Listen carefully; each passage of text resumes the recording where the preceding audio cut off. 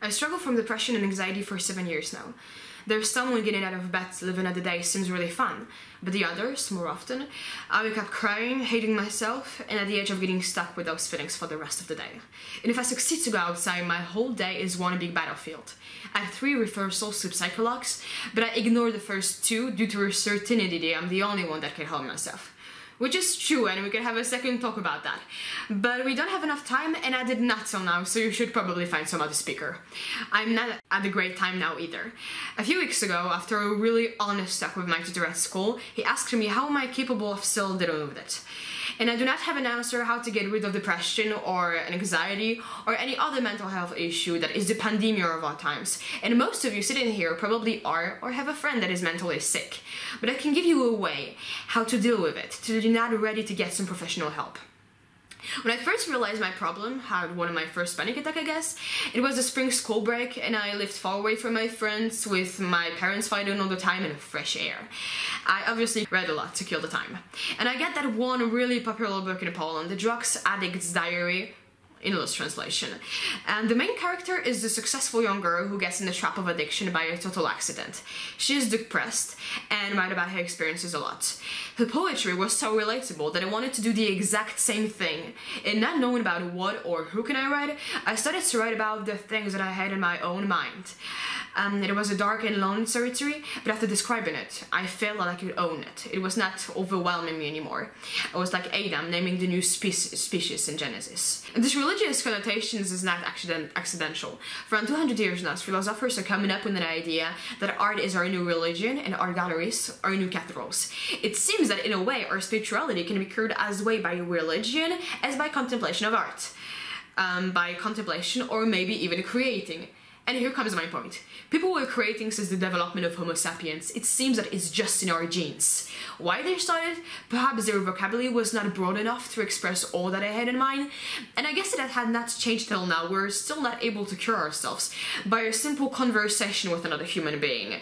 We often wonder why so many artists were depressed. But maybe we can turn at that question and ask ourselves why so many depressed people were creating art. Just take a look at Frida Kahlo, Ian Curtis, or Joseph Conrad.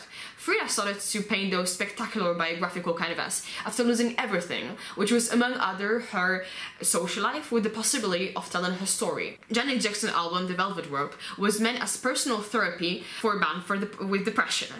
Goya was deaf, so words were definitely not his best friends.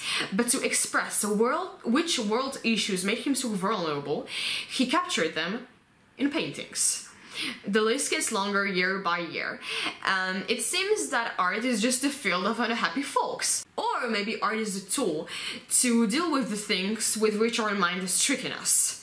Art as therapy.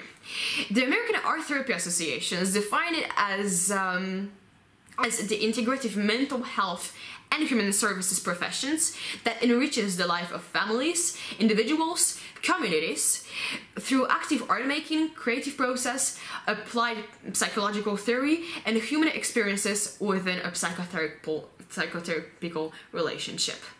Obviously, it's more successful when you do this with someone who is encouraging to do it regularly, or just analyzing your needs. But it doesn't have to be a therapist, and it can be a friend with artistic talent or sympathy. It can be your mom to whom you'll show your artworks or read your poetry, or even the internet. The purpose is to get your mind focused on creating, not overthinking.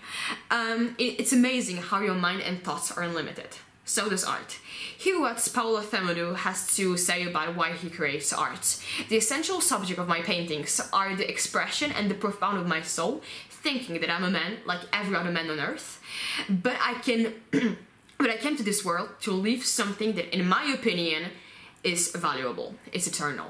You may be terrified by being forgotten or by the fact that nobody cares. So do I. But you can manifest it and exist loudly by living something valuable. It doesn't matter if the whole world won't be participating. Let your mind be the most important audience. Let your mind be the most important artist. After every panic attack, I needed to grab a pen and in some verses explain to myself what has just happened. I analyzed my poems a million times just to get to know myself better and understand why some things are just the way they are. It's thanks to them that I was able to ask for help. It's thanks to them that my mind, such a dark and lonely territory, has become the land of imagination that I am starting to control. Please don't stuck with those feelings in your bed. Stuck there with a new fun fact about yourself, and maybe even with an artwork that make people finally understand you. Thank you.